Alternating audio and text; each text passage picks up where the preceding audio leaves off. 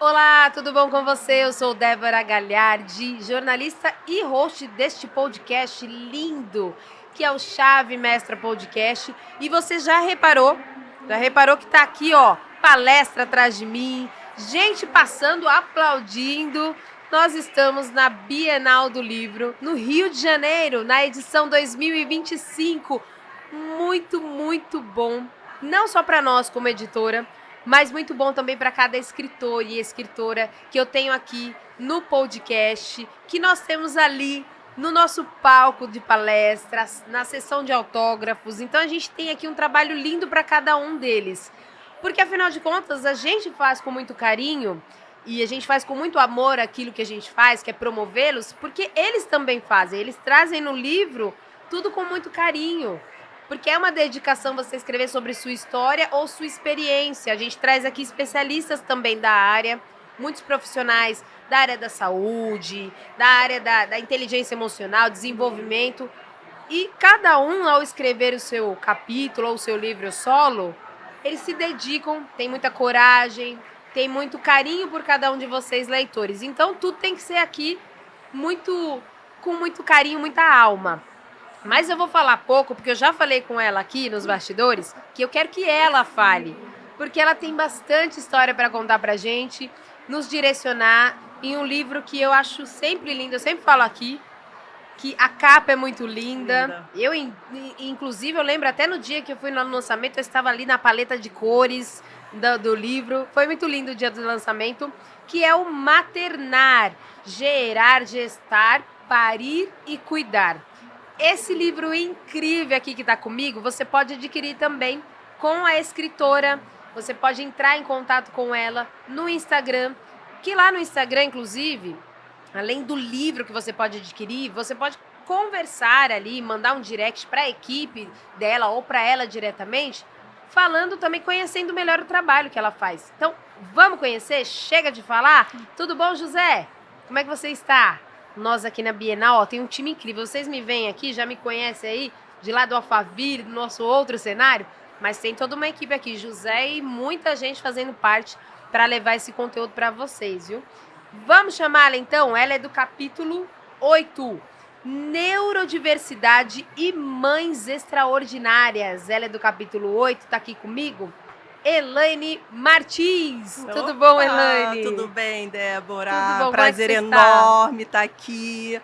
Uma felicidade assim imensurável estar na Bienal, estar na minha casa no Rio de Janeiro. Sim.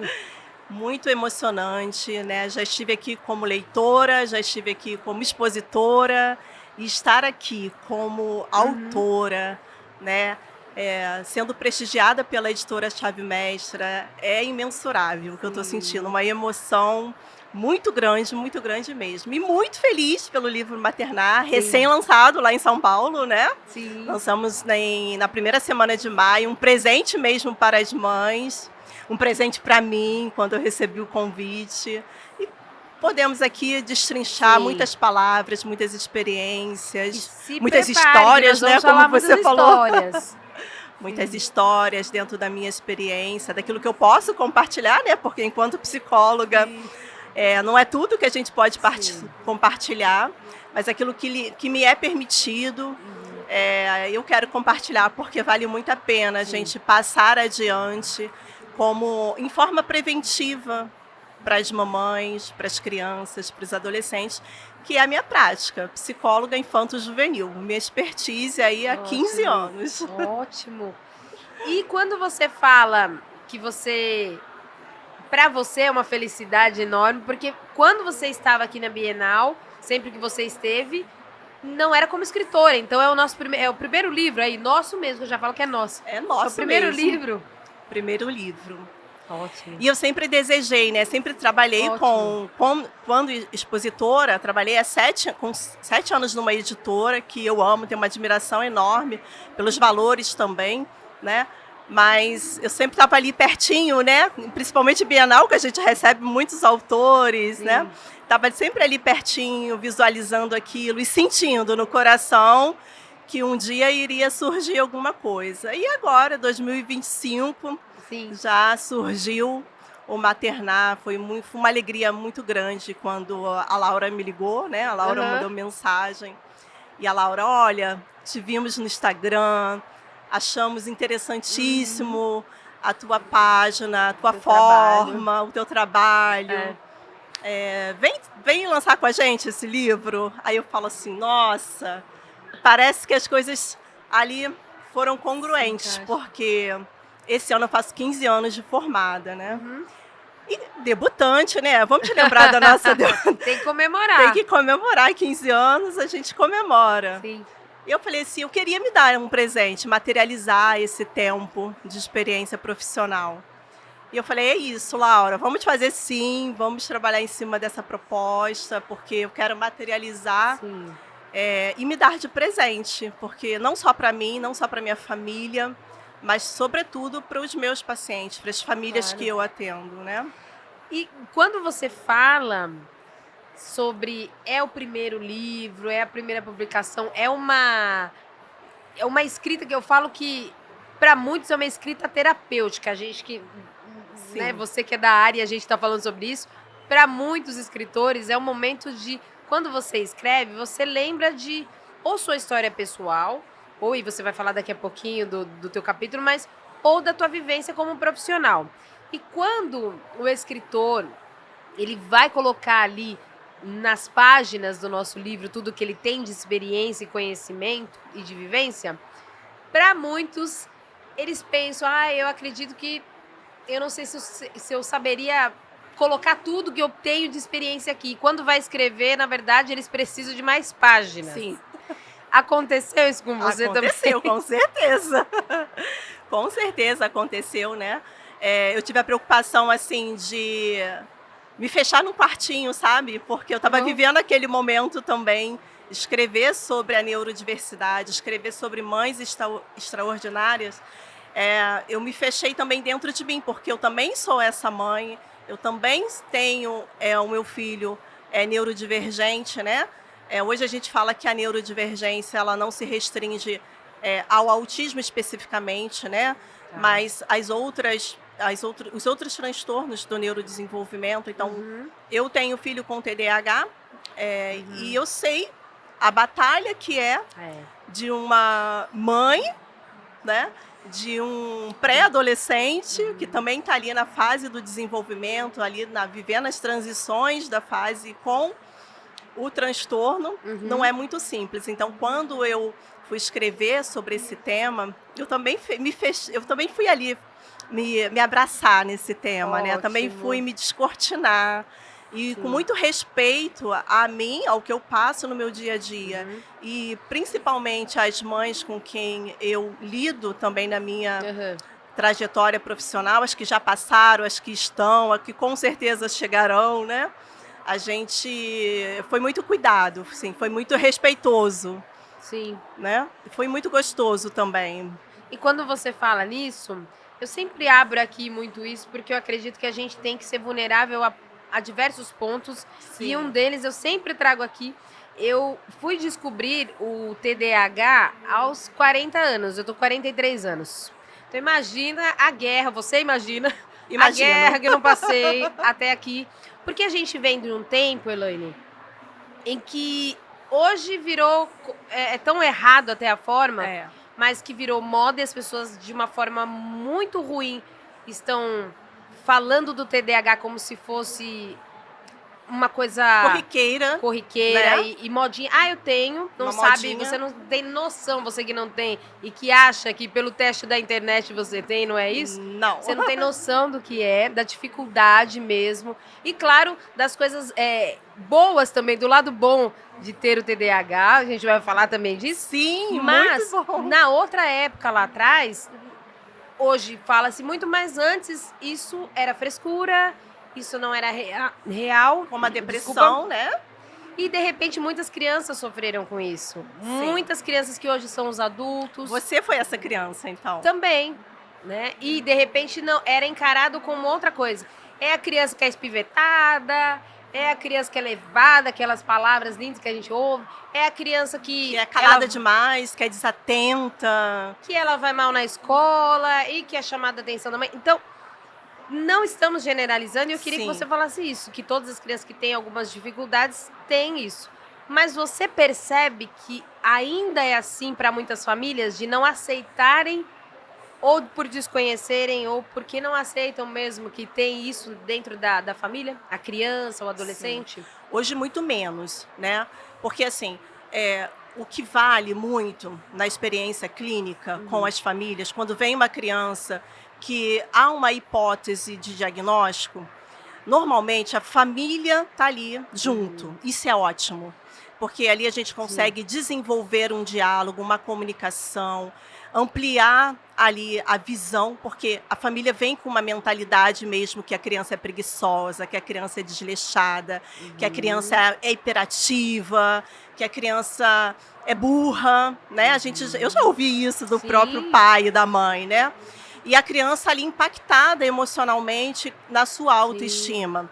E hoje, assim, a gente percebe que os pais, eles vêm mais abertos, né? Antes nós víamos, assim, muito somente a mãe. Hoje a gente já consegue juntar ali, dar esse suporte para o pai também, né? Embora as mães, né, que é o nosso tema, elas se sobrecarregam mais. Sim. Né? Mas os pais hoje, eles estão mais participativos. Mas ainda assim, Débora, a gente percebe que existe assim, um delay muito grande no diagnóstico preciso, porque como você falou, né? A internet possibilitou ali os testezinhos rápidos. Antes eram os testes de vocacional, né? Pois é. Para descobrir a vocação. Era rapidinho, eu ia lá, fazia um testezinho, e não é nada daquilo. E hoje em dia, deixa eu ver aqui se eu tenho TDAH, deixa eu ver aqui se eu tenho, né, uma ansiedade, se eu tenho algum transtorno diferente, porque facilitou. E, na verdade, assim, eu também sou neuropsicóloga, então eu valorizo a avaliação neuropsicológica. Então, a família que traz a sua criança, o seu adolescente, né, com uma dúvida sobre determinados comportamentos que pela internet eles identificaram que poderiam ser um transtorno de hiperatividade e atenção, né, como o TDAH ou outros transtornos associados, eu falo, não, a gente precisa passar pelo processo de avaliação neuropsicológica. Exatamente. E isso tem ali, a gente vai passar por tantas sessões, né, existe um modelo específico para a gente identificar, porque justamente, né, a quantidade de laudos aleatórios que a gente tem percebido e que na verdade não é isso, também traz muitos prejuízos, né? Assim como o diagnóstico tardio traz muito prejuízo para a pessoa, para a família, os diagnósticos também dados sem os critérios existentes e necessários ali do DSM-5, né, o TR agora, ele também faz uma catástrofe na vida da pessoa, né? Porque a pessoa começa a justificar que tudo é o TDAH, e não é bem assim. Isso. E é importante você falar isso, porque não só, vamos dizer assim, não só a criança nem tanto, mas aí passando da fase ali, o jovem, o adolescente, o jovem e o adulto, quando vai entrando numa fase ele já tem esse diagnóstico, não pode servir de muleta. Não. Porque a gente vê muito, e a gente tá vendo também não só eles, mas como muitas mães também. Eu presencio por entrevistar muito e por conviver muito com algumas mães que a minha filha tem TDAH. Mas eu tenho que fazer isso porque minha filha... É como se fosse algo que é impossível se viver com TDAH. Isso. Só que a importância de pessoas como você, de profissionais como você, que oriente essa mãe, essa família e até essa criança, que eu acredito que tem todo um trabalho, eu não sei porque eu não fui diagnosticada lá quando pequena, mas eu acredito que o trabalho é muito importante para que essas crianças evoluam e consigam conviver, porque senão o que vai acontecer? Eu ou vou usar como muleta, ou eu simplesmente não vou cuidar. Isso. Então não pode ser o extremo, né? Nenhum nem outro. É você entender o que existe, que é o transtorno, e tratar. É isso. Como todos os outros transtornos, a gente precisa sempre destrinchar e tranquilizar a família, né? Porque assim, nossa, meu filho é burro, meu filho não aprende, né? O dislexo, por exemplo, sofre muito. porque ele tem uma leitura totalmente invertida, ele entende diferente. E a terapia, né, e as outras especialidades, quando a gente tem um diagnóstico, eu gosto muito de trabalhar com as outras especialidades, né, como a fono, como a psicopedagogia, alinhado à clínica psicológica, né, a terapia.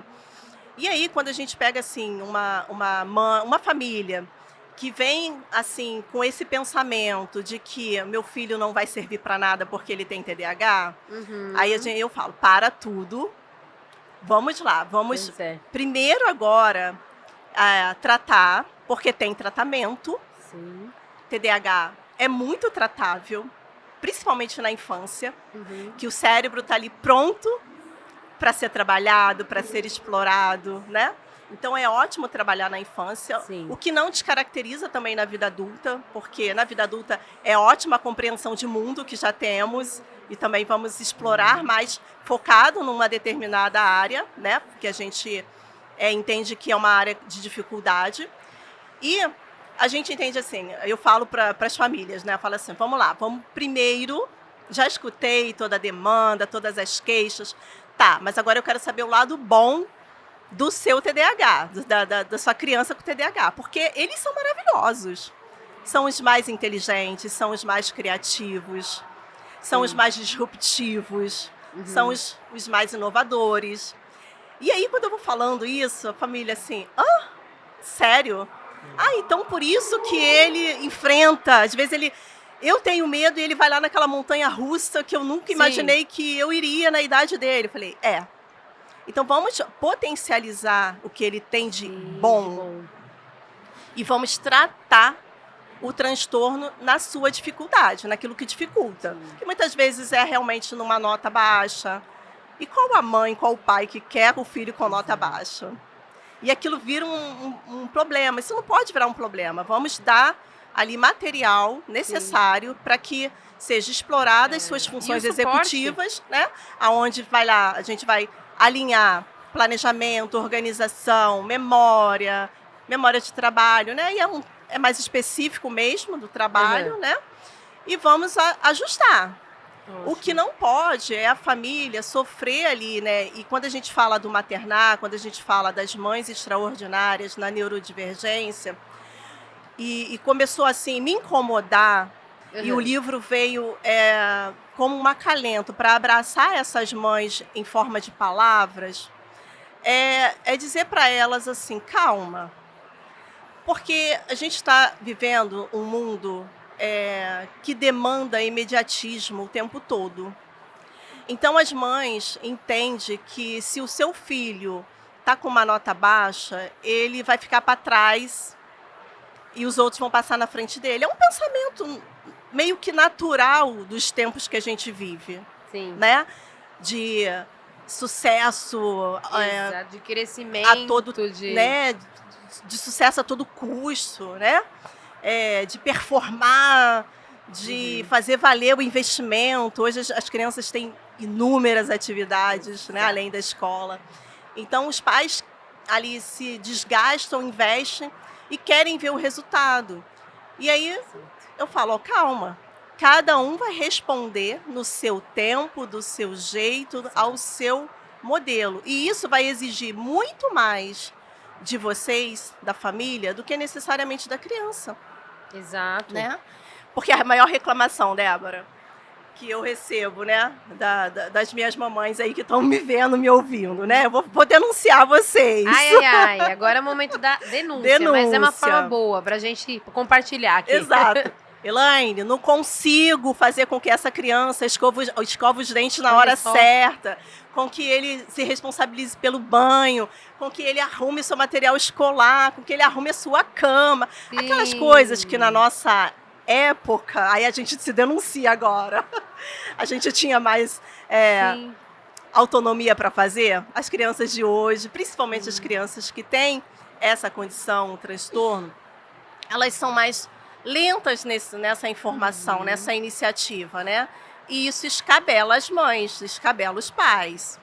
E aí é onde a gente precisa, além de trabalhar a criança terapeuticamente, a gente acaba tendo que trabalhar toda a família. Família, porque é a principal rede, não de apoio, mas é a família, que tem que ter rede. mais uma para apoiar a família, porque Isso. muitas vezes também a família sozinha, e acabei te cortando, Não dá. tá vendo? É um traço do TDAH, não deixa a pessoa terminar de falar, mas é algo que a família também precisa desse apoio. Sim. Porque ser mãe também, minha mãe muitas vezes, hoje eu pergunto, porque depois que eu fui descobrir, fiz diagnóstico, tá, gente? Eu fiz, não foi na internet, não, fiz todo o acompanhamento, todo o estudo, tudo que vocês fazem mesmo, clínico, levantamento, né? com o neuro.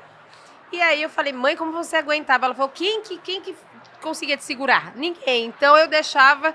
E imagina uma mãe, como você fala para mães, a mãe, nesse tempo, nesse momento, ela não tem um amparo muitas vezes, porque até quem tá de fora fala, ah, essa criança, eu não aguento, ah, por que a mãe não educa essa criança? Né? Julga. E isso há uns, vamos dizer, há 40 anos, era pior ainda, porque não se falava tanto. Sim. Então, que a gente possa realmente promover com esses podcasts, com esse material e todo o trabalho que você faz, e o livro em especial, promover esse tema, que é importante para que as pessoas, como a gente disse, não se apoiem nos extremos. Nem simplesmente, eu tenho TDAH, então eu não faço nada da vida, muito pelo contrário. Ou minha vida acabou aqui, não, pelo contrário, né? Acho que quando você recebe o diagnóstico, isso te dá um pouco mais de liberdade, né? É o que eu sempre compartilho com as famílias, é isso. Olha, você tem agora uma informação que te potencializa. Ótimo. E não que te paralisa. Então, vai adiante.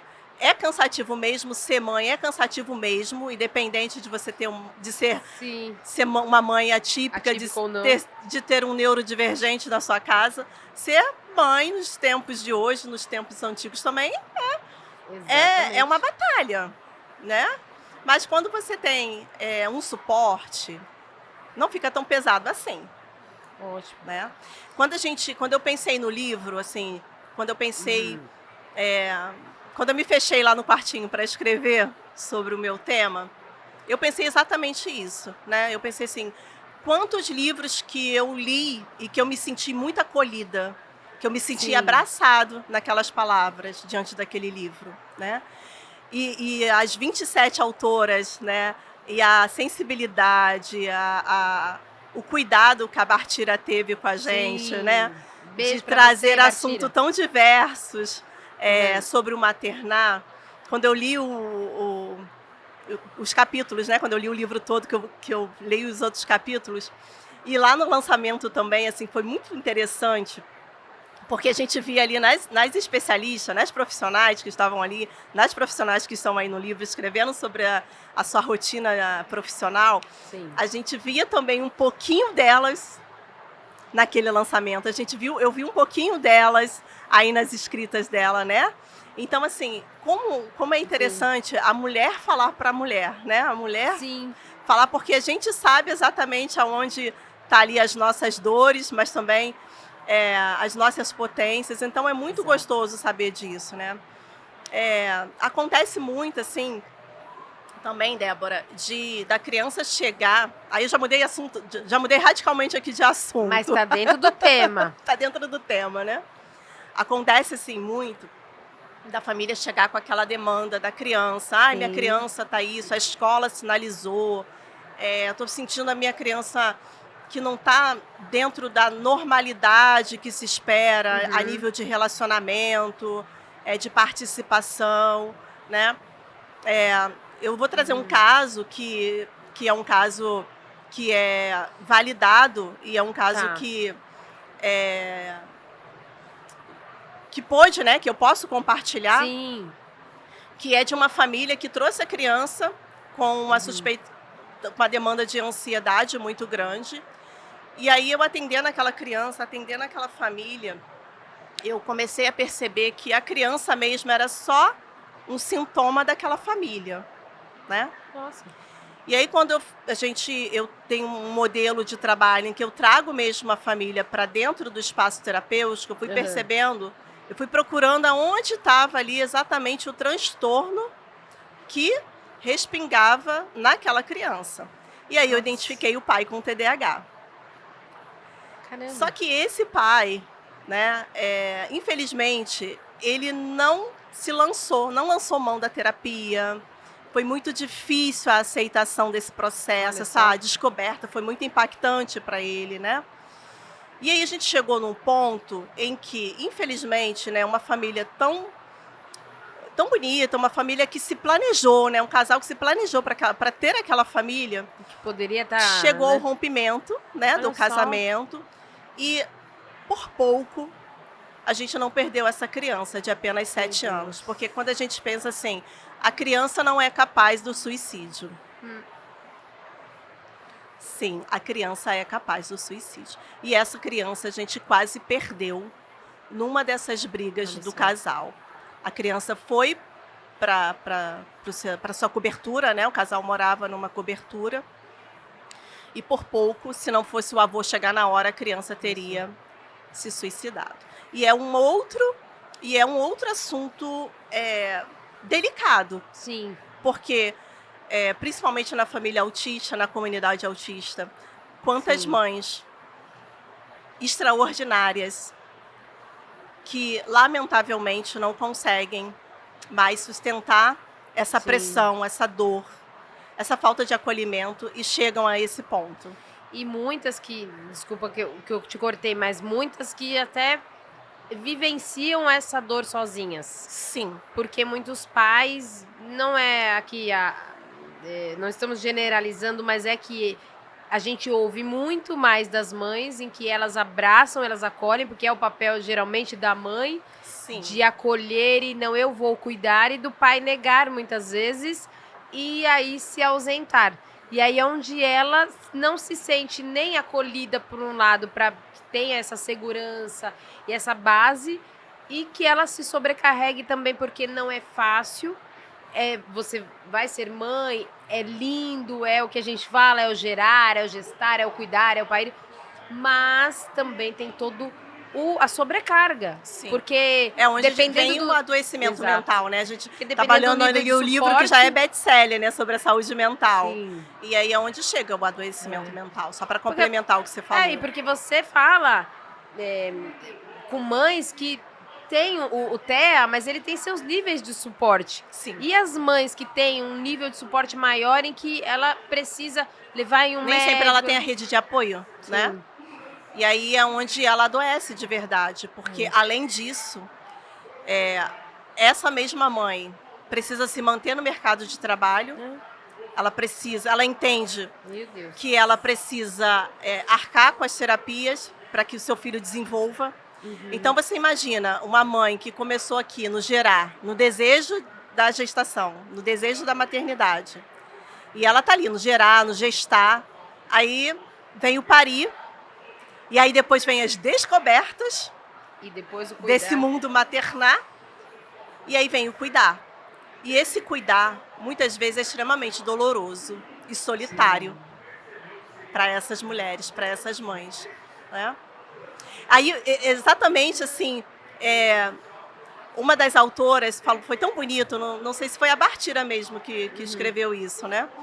Mas que me marcou muito, que o desejo do livro assim é muito mais de abraçar essas mães através das nossas palavras, em forma de acolhimento e de gesto de carinho, do que qualquer outra vanglória de um livro, né? É atingir muito mais as mães que a gente não tem por perto, e a gente consegue isso hoje com o livro, com a rede social, com o podcast, alcançar muito mais mães que podem se sentir ouvida, se sentir acolhida, se sentir abraçadas através das nossas palavras ali, de um pouco da nossa experiência profissional. Né? Quero que você traga, Elaine, um pouquinho para a gente entrar. É claro que a gente já está no seu capítulo, porque você fala muito também disso, mas eu queria que você trouxesse trechos aí, não literal, mas o que você acredita que vai impactar essa mãe, esse leitor, essa leitora em especial, que parte dessa história que vai impactar essa pessoa a ponto dela falar, eu consigo, eu posso, Eu tenho essa dificuldade, mas eu sei que com auxílio, da forma correta e de profissionais, eu vou pelo menos conseguir caminhar, porque tem pessoas que não estão nem sabendo por onde é o caminho. Por onde começar aqui do teu capítulo que você acha que é mais importante? Que elas não estão sozinhas, né? Ótimo. Sobretudo que elas não estão sozinhas, que estamos aqui para entender, para escutar, para acolher, né? E da nossa forma profissional de entender e ajudar. Olha, me dá aqui tua mãozinha, deixa eu passar um pouco da minha experiência, deixa eu passar um pouco do meu colo, deixa eu passar um pouquinho do meu carinho, do meu amor, né? Porque você não está sozinha. A gente está juntas e vamos descobrir aqui. Porque, como eu falei anteriormente, né, Débora? Às vezes a gente falando aqui em palavras, não é como quando você lê. Quando você lê um livro, é tão subjetivo, né? Fala para você de uma forma tão subjetiva. E às vezes uma frase, às vezes uma estrofe, às vezes até mesmo um capítulo vai trazer tanto conhecimento, tanto conforto, tanto aprendizado, né? E vai trazer para você uma decisão. Olha, realmente, aqui está me dizendo que tem apontamentos aqui válidos, precisos, que eu não estou sozinha, que eu posso passar por esse processo com profissionais que são realmente capacitados, que são acolhedores, que vão me ajudar a entender desde lá de uma anamnese, né? Sim. Até aonde eu me encontro hoje. Não estou tão perdida assim. Se eu tiver que começar novamente, eu vou começar. E é isso mesmo, né? Começar sempre.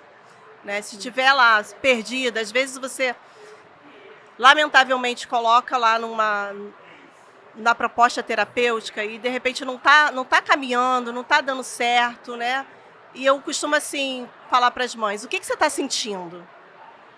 Você acha que tá para você está vendo o resultado?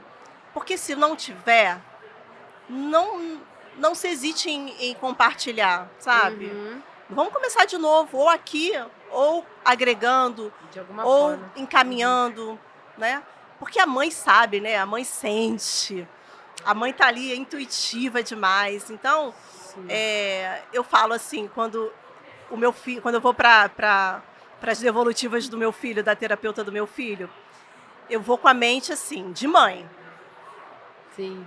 Eu tiro a psicóloga, eu tiro a neuropsicóloga e tô ali não como vai mãe. Só como profissional ali, não. Você...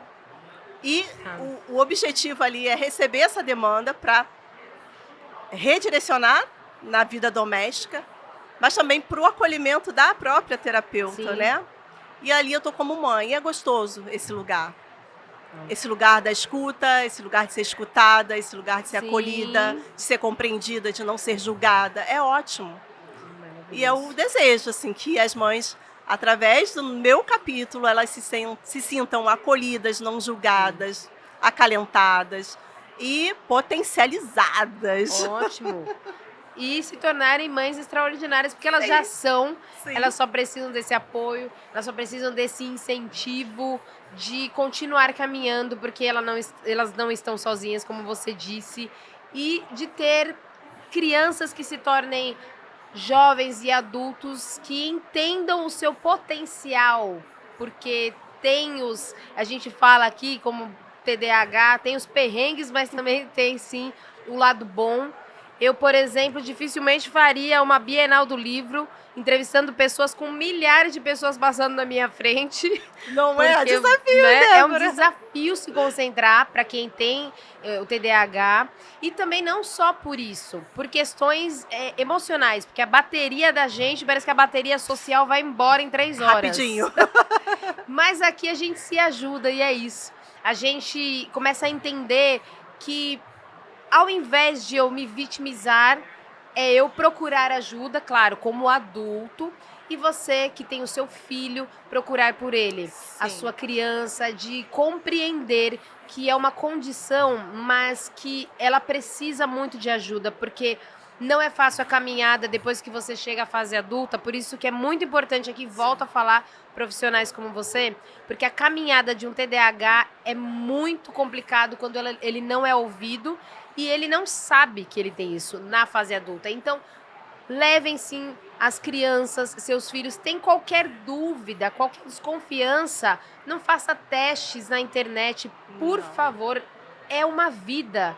É a vida do teu filho ou de um parente próximo. Levem um especialista. Eles estão aí para isso há muitos anos. Sim. Só que agora eles estão sendo reconhecidos porque a gente tem entendido a importância. Mas também nós somos muito criativos, nós somos impulsivos e fazem valer, faz acontecer. Faz valer. A gente fala aqui, ó, vou ficar aqui com um sorriso no rosto porque a gente ama o que faz e vai embora. Isso é autoconhecimento, Sim. Isso é autonomia. E só na terapia, né? Aí eu vou puxar aqui pro meu lado. Sim, puxe mesmo, porque o podcast é seu. Às vezes a criança, assim, precisa só passar ali, nem que seja assim, 5 sessões, rapidinho, só para dar uma alinhada. Por quê? Porque é preventiva, né? A terapia infantil, ela é preventiva. Então a gente rompe logo ali o que está arranhado, amarrado, e vamos trabalhar aquela autonomia daquela criança para que ela decole na vida adulta e que ela seja realmente a diferença nesse mundo, né? Porque é isso que nós queremos para os nossos filhos. Que eles sejam íntegros, que eles façam uma diferença positiva nesse mundo que está aí cheio de desafios, né? Cheio de atravessamentos. E você é uma dessas, viu? Tá vendo?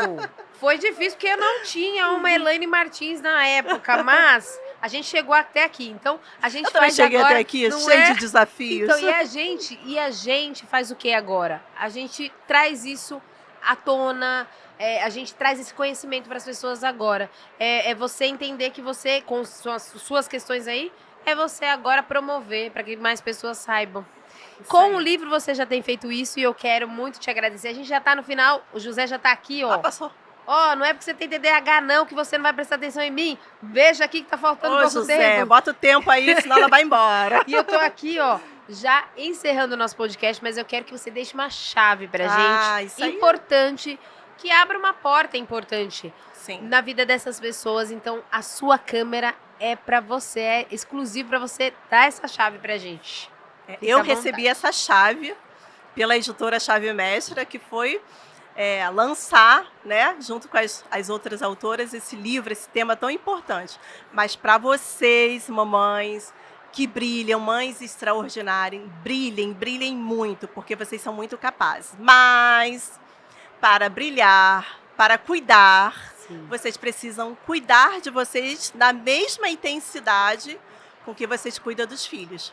Porque se a gente não cuidar da gente, a gente se torna muito frágil ao cuidado, né, para os nossos filhos. Então, cuidem de si e brilhem muito. Ótimo, quero te agradecer muito. Eu que agradeço também muito. Muito obrigada pela participação. Você que está no seu espaço aqui. Tô no meu espaço. Olha, eu tô vivendo essa Bienal como nunca, assim. Nossa, muito feliz. E curta muito mesmo. Promova muito esse material, não só o livro, deixa eu mostrar de novo para vocês aqui. Mostre. Não só o livro, mas também esse podcast, todo o conteúdo.